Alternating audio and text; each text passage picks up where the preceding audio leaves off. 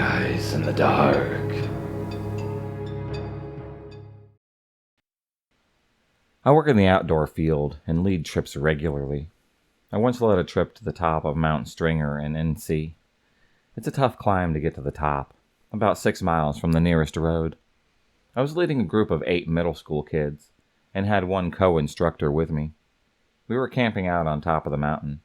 It was a beautiful night with a full moon. The kids and the other co-instructor went to bed in their tents. I chose to spend the night in the hammock that night. I was really into a book that I was reading, so I decided to stay up and read until about 10:30 p.m. I turned my headlamp off to settle in for the night. Everything around me was rather bright from the moon, and from the position that I was in, I could see that down the trail that we had hiked to get to the top. I laid there enjoying the scenery, noticed something moving up in the trail. Bears are pretty common in the area, so I perked up. As it had got closer, I could tell that it was a person. We were in the middle of nowhere, and there was someone hiking up the trail with no headlamp on or any gear. I was just frozen, watching this person move closer to our camp. They arrived at the top of the mountain where we were, and then they just stopped.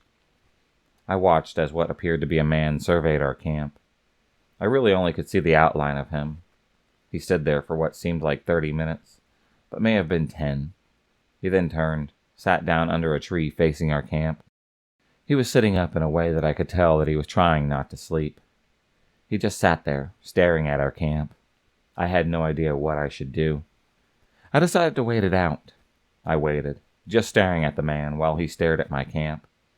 This went on until about 3:30 a.m. Then he stood up, took a moment to survey my camp a few minutes longer, and then went back down the trail that he came up on. I, to this day, have no idea what that was all about. But it did freak me out. I was paranoid that we were going to be followed for the rest of our trip. Last year I was with a buddy of mine, and we were going to do the Heart Creek Scramble in Alberta. But due to some health conditions he has, it was going to be too strenuous to complete. We figured that we'd make it an easy day, and just do the simple trail. We're both climbers, and have been to Heart Creek for rock climbing in the past, and we had a great time. So it wasn't a surprise to see the sporadic climbers on the mountainside as we went.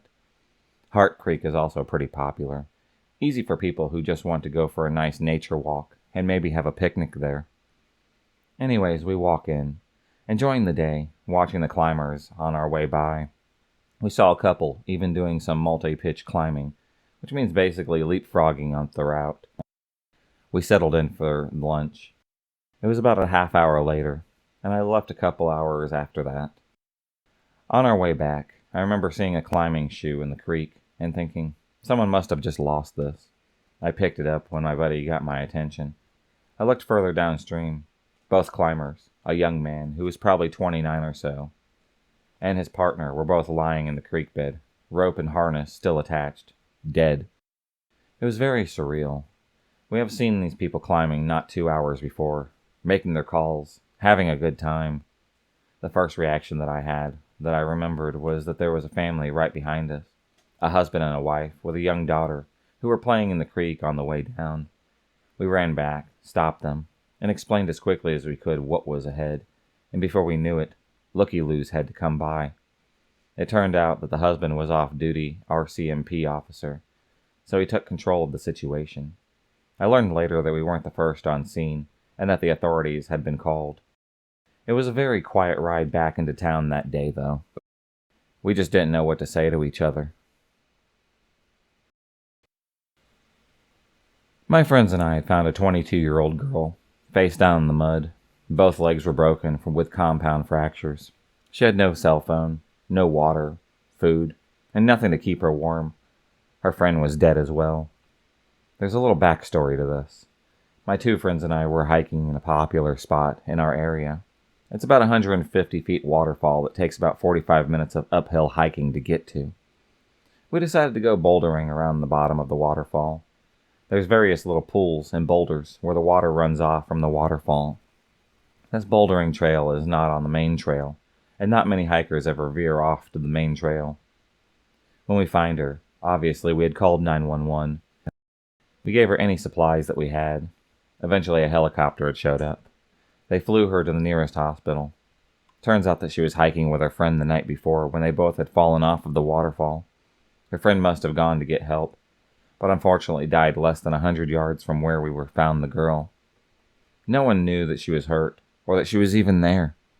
It's a miracle that she was even still alive, and mind-blowing to think that she had gone through when we found her about 20 hours later. Before we found the hiker, we were climbing rocks in the area and taking pictures. We didn't even know the poor girl was in the background of these photos.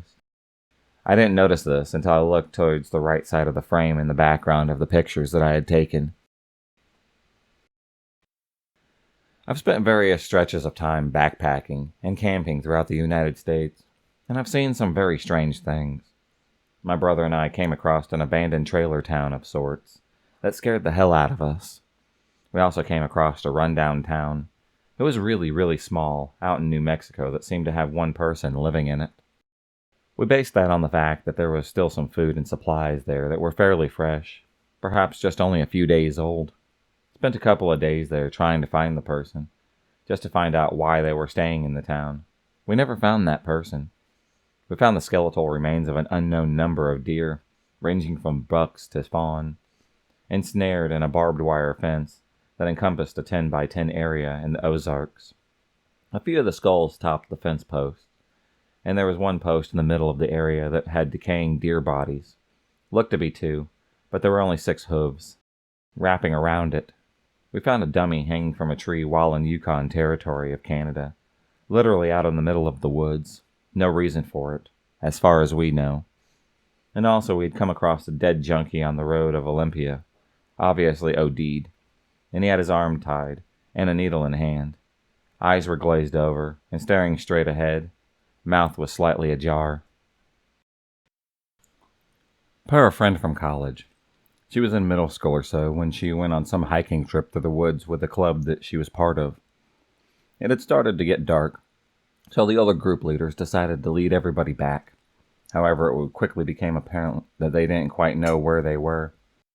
It was getting darker and darker, and they still couldn't figure out where they were. Eventually, they stumbled across a small cabin. Without many other options, the group leader decided to ask whoever it is in the group if they could stay the night. They had approached the door and knocked, but there was absolutely no answer. They knocked a couple more times. There was still no response.